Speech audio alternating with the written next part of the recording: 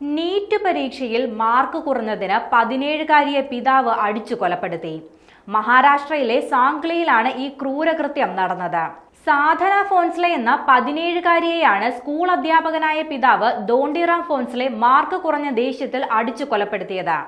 10ാം ക്ലാസ്സിൽ 92.6% മാർക്ക് നേടിയാണ് സാധന വിജയിച്ചത്. പിന്നാലെ പ്രീ മെഡിക്കൽ ടെസ്റ്റിനായി തയ്യാറെടുക്കുകയായിരുന്നു പെൺകുട്ടി.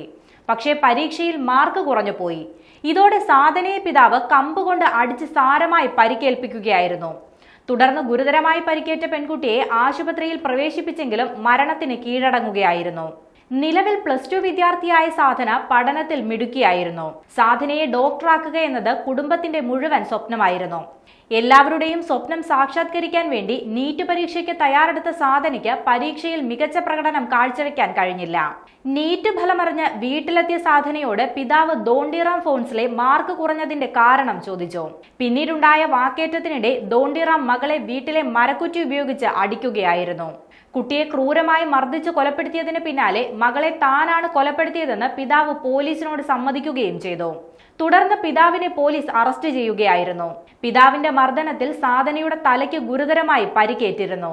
സാംഗ്ലിയിലെ ഉഷാക്കൽ ആശുപത്രിയിൽ എത്തിച്ച കുട്ടിക്ക് ചികിത്സ നൽകുന്നതിന് മുൻപ് തന്നെ മരണം സംഭവിച്ചുവെന്നാണ് വിവരം. കുട്ടിയുടെ അമ്മയാണ് പ്രതിക്കെതിരെ പോലീസിൽ പരാതി നൽകിയത്.